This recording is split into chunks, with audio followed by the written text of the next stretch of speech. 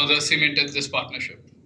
Furthermore, both countries have recognized the shared interests, including the Indo-Pacific region, and reiterated for an open, free, prosperous Indo-Pacific region. The size of Indian economy has grown at a steady pace, so much so that as per a recent report by Goldman Sachs, by 2075, the size of Indian economy is expected to surpass that of USA and will be equivalent to that of China. US reaffirmed their commitment to deepen and diversify their already expansive major defense partnership through expanded cooperation, including new and emerging technologies such as space and also artificial intelligence, as well as accelerated defense industrial collaboration, which includes joint production of joint engines among co-production and co-development. The leaders also commended the India-US Defense Acceleration Ecosystem (INDUS-X) team for establishing a robust collaboration agenda to harness the innovative work of the defense sectors in the two countries to address shared security challenges. Today, India is the only developing country that is member of the Critical Minerals Partnership, Artemis Accords, and Initiative on Critical and Emerging Technologies. India is also the only South Asian country to be part of the Indo-Pacific Economic Framework. The India-US relationship is poised to grow further in the areas ahead and the years ahead. Cooperation between the two countries strengthens US security, bolsters India's prosperity, and enriches American society. Major milestone in, I think, cementing our partnership here. Of course, the Artemis Accords being something that was signed in the past few years. So that's something that I was also very happy to work on. I'm very happy to be here to be part of these defense news conclaves, and thank you to CUTS for organizing the event and inviting you all here and inviting me to come speak to you here.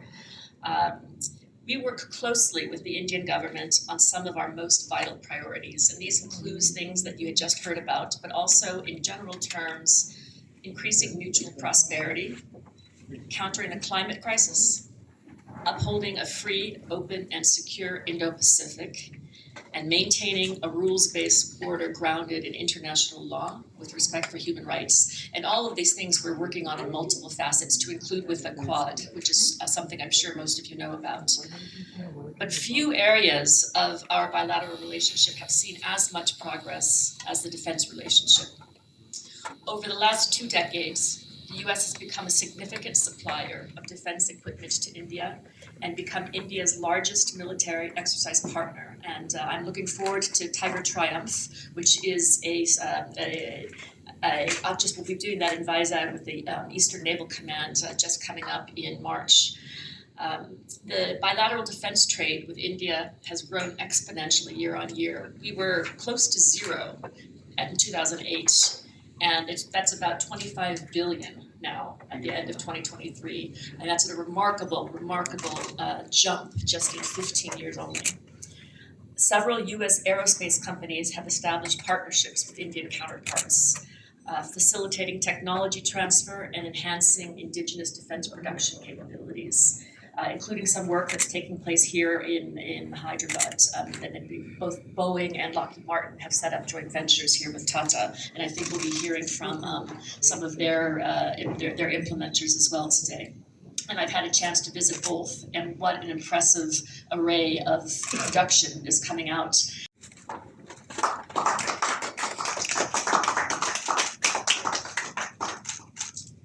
Open the house for our first discussion. And I would like to call upon the panelists for the first discussion as we go on.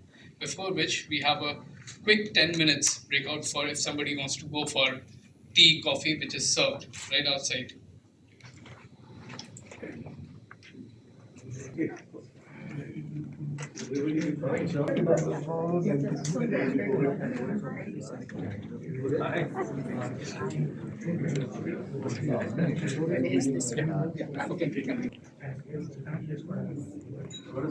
There was something that kind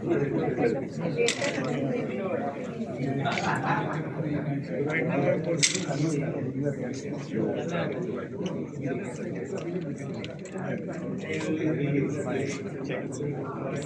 through the joint statement which was released by Prime Minister Modi during his visit in June 2020. 23 last year when the two partners affirmed, and I quote, technology will play a defining role in deepening our partnership, and called for the US and India to foster an open, accessible, secure technology ecosystem based on mutual confidence. And what is interesting is that this partnership is not just limited to business or government to government. There is an academic component to it as well, with collaboration between universities of the two countries, where they're working together to exchange best practices in defense innovation and commercialization. And collaboration in this sector is not just limited to hardcore defense issues, but how these technologies can be further brought into the day-to-day lives of our people. Initiatives in these sectors cover AI, next generation telecommunications, space technologies, biotech, etc. Now, with India, growing its own growing commitments towards playing a very prominent role in the international arena, including in the Indo-Pacific through the IPOI, SAGAR, and other issue-based partnerships with like-minded nations, it has ensured that any discussion on the region as well as on these issues needs to include India. With India set to host the Quad Summit sometime this year, it provides an opportunity to continue the dialogue on the ever-expanding nature of defense and of security. While there is a lot to say on what we are doing together, does that mean we have no divergences in this relationship? And it is here that I hope that our panelists will be able to tell us what are the likely limits that they see in this cooperation in the future. Do they see any gaps that need to be bridged? And more importantly, how do we go about bridging these gaps? What are India's expectations from this defense technology cooperation that we are talking about? And while we have often heard about what India's role would be in the Indo-Pacific, I hope our panelists here would be able to tell us what is the role that India envisages for the US in the larger matrix of the Indo-Pacific. With this, I invite our first panelist, Lieutenant General Anil Kapoor, to present his remarks. Thank you. With future contours of strategic alliance is actually the hallmark of the 21st century, epitomizing mutual dependence, meeting mutual aspirations, all this in the light of the ongoing Cold War 2.0 between US and China and the hegemonistic design of China in the Indo-Pacific. The newfound robust partnership is based on shared democratic values, common vision of the rule-based global order with a free and open Indo-Pacific, that is the vision, and convergence of mutual interests, which is equally important on bilateral, multilateral, and global issues. Let me say that a long-term Indo-US marathon has begun, just as the 100-year marathon of China began in 1949. I dare say this happens at a time when defense and security is of paramount importance globally. We are seeing what is happening in terms of war between Ukraine and Russia, and of course, Israel and Palestine.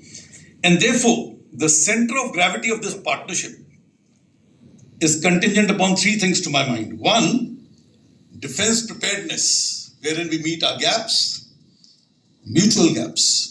I mean, there are gaps in the Indo-Pacific where India needs to chip in as well. So we look at a shared vision there, which results in domination, deterrence, and dissuasion. We look at creating a common operating picture, a common intelligence sharing mechanism, so that the common operating picture goes into real-time situational awareness, which is again a shared mission required. Enabling policies and a program approach that I alluded to above. Next. Okay, let me look at this playbook a little more deliberately. Now, when we look at a product, we are looking at development. We are looking at capability development. We're looking at national development. And we're looking at mutual support. A lot happening in India which could go there. Digital India is a big example, and a lot happening in US which could move there, and we know it. Now, therefore, what we are looking at in the product lens is a fish Just a little background on myself as to where I come from. I'm from the Corps of Engineers, retired 4 years ago. Sleep it. And during my service, I dealt with combat operations on the LC during the Kargil War, as well as in counter-terrorism operations later. But being from the Corps of Engineers, I'm a mechanical engineer. And I've also been in procurement appointments, which also took me to dealing with foreign military sales of the US. So I was in international procurements. Worked with equipment which is both Russian and some other countries' equipment. So currently handling the Atmanirbhar Bharat initiative of the USI, where we try to take forward MSMEs, which are hoping to break into the defense ecosystem. So we bring them face to face with the concerned department of the military, Army, Navy, Air Force, could be paramilitaries as well. And I also look at the intersection between geostrategy and emerging technologies. So we are setting up a Cyber Center of Excellence at the USI in collaboration with Cyber Peace Foundation. That's going to be one of our major way forwards. I've been asked to talk on understanding joint intelligent assessments. That's the first theme. And on the second theme, which I'll probably come to later, Suti, is on MSMEs and co-development and co-production. The past has done. Even if that be the case, the US and India have managed to work together for many years, putting differences aside. And the best example I can give you is the differences in approach to UNCLOS. In fact, I think in November, there was a bill or something that was passed in the US that's looking at the US signing UNCLOS, which actually is a welcome step. But despite those differences, despite the US looking at India as a friend of Russia and India looking at the US as a friend of Pakistan, we put our differences aside, and today we are a global strategic partnership. I don't think it works better than that. But let me look at it in two phases. One is the bilateral relationship, and one is this relationship subject to a multilateral environment. Under the bilateral relationships, let me take you back to 1992 when we had the first Malabar. Cold War just got over, doors are opening, we're shaking hands. We started the exercise Malabar, which has now developed into what we nation, I always correct myself. That is the Quad plus Singapore, and we had one Royal Naval Destroyer. 6 nations, 25 ships. You couldn't get it better than that. And we all walked away. It took us around 14 years to come back together, and hopefully it stays. But a point of caution here, we must put Malabar aside and not add it to the Quad menu. Perhaps we can work better under that way, but a little later. Because Malabar in 1998, when we made the Buddha smile for the second time, military to military relations and doors were kept open due to the Kick-Lighter proposals. It's a deeper relationship, which we understand that both nations had to work together. Post 9/11, 2001, Malabar State Patrols, Multiple others rather, and got a real sense of the need of the hour, because I found that a lot of these OEMs are now struggling on the supply chain front, one, and which may or may not have come, the gravity of which may not have kind of really percolated down, but it's real problem there, because during COVID times, a lot of the smaller suppliers have died down. A lot of the employees who were let go refused to come back. So there is a crisis there, which I think India is in a beautiful sweet spot to kind of really fill in and then support. One is that. Second, India is increasingly getting into this indigenization mode, the Make in India, the restrictions which is there, which necessitate that the indigenization content of any supply which a US OEM is planning to kind of really supply need to be increased.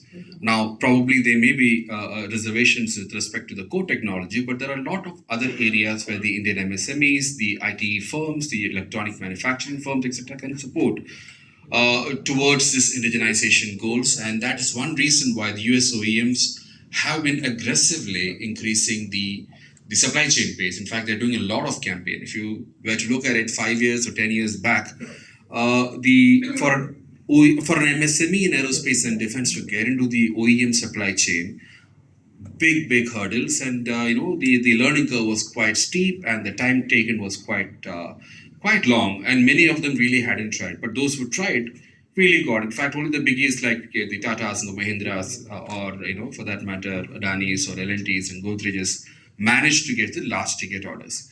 But today, fast forward 4-5 years back, today we have recently seen the listing of Azad Engineering, who is also a supply chain partner of Boeing, just 2 years back.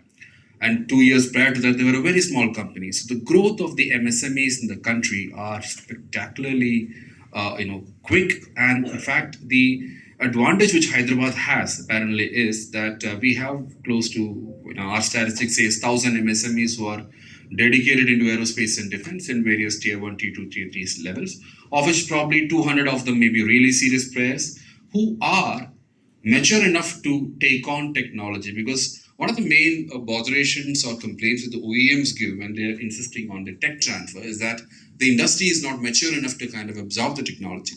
But this is a hub which for the last 40-50 years have all the DRDO and the DPSU establishments here, which has nurtured a large number of smaller MSMEs. Today, many of them are really, really large and probably offering products which are competing with the global OEMs. So we have an ecosystem which has been doing military-grade manufacturing for probably 3-4 decades. And that's again another important point, because unlike auto manufacturing, the ethos of aerospace, defense and space manufacturing is zero error, high value, and obviously it's like the volumes are quite low. So you need to kind of really have a holding period, and you need to also have the technology prowess as well as trained manpower to really get into and make big in this industry. So Make in India again, while the government is progressively increasing the number of technologies which are restricted for domestic supply, we don't have enough Indian industry right now capable of kind of really gearing up and then doing that. And that is a great opportunity for the US companies, US OEMs, as well as the supply chain partners to form probably tech transfers, probably joint manufacturing, co-development, etc. Because increasingly, a large market which is available to all of them is now shrinking. And unless and until they kind of transform the way of operating and then get into active partnerships, this market itself will become a little bit more inaccessible in the long run. I think a lot of the OEMs are now doing that. We've seen Boeings and the Lockheeds, etc., aggressively moving around, trying to identify partners, and that's something which even the state, in fact, that's the reason why aerospace and defense has been a prime industry for Telangana. And for the last 7-8 years, I think we have made substantial progress. If for the Make in India, if you really want to see Make in India, almost all the US OEMs says come to Hyderabad. Because nowhere you will see a Boeing manufacturing unit. Boeing, and that too, they're manufacturing the Apaches, the Chinooks, and the prestigious programs like for Lockheed's again, F-16 wings are built here. The C-130J empennages are built here, and these are single source supplies. So we have established ourselves as a very trusted as well as something which has got a vintage in doing things. And so the supply chain partners of the OEMs are also now moving in there.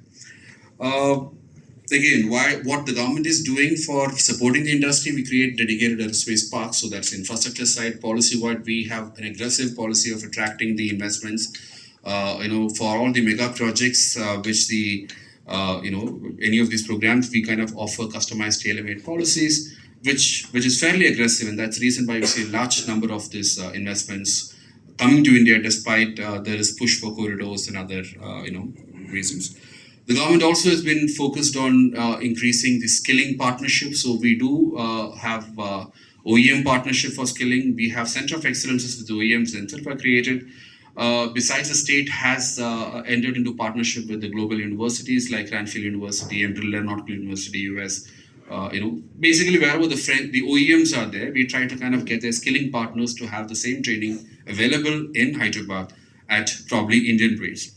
And we obviously have a large number of trained manpower from the huge industrial base already out here. So any country coming in will not face a problem. So our industry is able to quote much better rates, and the reliability, the factor is quite high, and that's something which is certified by most of the OEMs. And one more thing, sir, in fact, both Lockheed and Boeing had said that during COVID period, the support which the state government has provided in allowing them to manufacture critical parts and helping them to transport the manufactured parts across 3 borders with police escort was highly appreciated. And today, almost all of them acknowledge that Hyderabad is the most resilient supply chain hub for them. So, in this respect, in fact, the geopolitical reason why a lot of investment comes here is also alluded to earlier. I think we have, from a state side, approached most of the OEMs today, and frequently are in also touch with the tier 1, tier 2s of the OEMs as well, and try to see how we can promote the Indian opportunity both in the civilian aviation space, the defense side, the space side, as well as the emerging tech side. See, there are certain technological gaps when it comes to aviation for that matter, but then we are at level playing field when it comes to the emerging tech like the UAVs and 3D printing, etc. I think we are more or less at the same level. So there's a lot of opportunity for collaboration in terms of R&D, in terms of finding the production partners, in terms of even finding opportunities. Because, say for example, for UAVs, we have the first state to come up with their drone policy. We also had facilitated a lot of state-promoted pilot projects to validate use cases for UAVs for mass adoption. Similarly, space, I think we were one of the first state to come up with a space tech policy. We have two of our well-known space startups, the Skyroot Aerospace as well as Dhruva, are the poster boys for the Indian private sector space for it today. So I think the state as well as has kind of really tried a lot to push. And I'd also like to thank the US consulate as well as the US team, because there's been consistent effort from the US side to kind of promote the industry. We had hosted that, the 2+2 business meet was hosted in 2018. Then the US consulate has also promoted innovation programs, through Nexus Venture Partners, that was there for twice they did it here. And they've brought in a lot of foreign delegations, as well as the senatorial, delegations, with a focus on trying to kind of build partnerships with the various aerospace clusters in the US. I think that is something which we really need to look forward to, cluster-based partnership with the hubs there. Yeah, so that is something which will kind of further, a broad level understanding at a government-to-government level can help the industries talk more, collaborate more, and then come out with joint programs which will kind of further the next level of US-India partnerships. So, this is something which what I thought I will share. And another aspect is obviously capacity building is required. So training on the ITAR side, the SCOMET requirements, etc. may need. In fact, a lot of facilitation is already available. We may need to kind of really do a little bit more to kind of popularize the opportunities available for the industry and get the both sides talking. Thank you.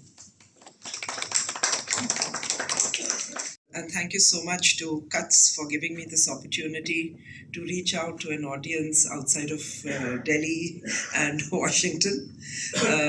It's nice being here, and as was mentioned earlier, to be away even if for a day from the chill of Delhi. Being the last speaker is not easy because the mandate given to me is to speak about joint strategy, but mainly focus on the shared security concerns. So after you all have heard about what is happening now and the way forward, you might find that my topic takes you back a little bit to a historical evolving background about what brought India and the United States together. Of course, I'll try and focus more on joint strategy, but we cannot talk about that without talking about shared concerns. Now, when it comes to shared concerns, I think we all, the China factor has been come and make in India. And therefore, we need to spell this out very clearly. We have to look at a consortium approach. The BrahMos Having partnerships across various domains, because aerospace and defense, again, it takes a long while to build that trust. And once an OEM approves, because it follows a series of procedures, once an OEM approves, the rest of the OEMs will flock in, because then it's a tried and tested guy. So that's what our effort has been in bringing in sponsoring a lot of supply chain meets for the OEMs in the state. We have done for Boeing, we have done for Airbus, and that has reaped tremendous rewards in terms of getting orders, getting them familiarized with our MSMEs. And today, many of them are part of the global supply chain. Today, Eaton, Mitsubishi, Safran, in fact, just 40 years, and that's a good example, which I normally say 40 years they've been in Bangalore. But they when first came to Hyderabad in 2018 with a 60 crore investment. The going was so good that in 2 years' time they announced a 450 crore investments into creating an aerospace engine parts manufacturing facility. 2 years later, they announced the largest MRO, engine MRO, globally for Safran Group, and the first in India, in Hyderabad, with 1,500 crore.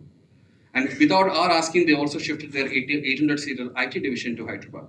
So that's how the efforts which we do kind of have a cascading effect. It is not like one OEM we discuss or one discussion.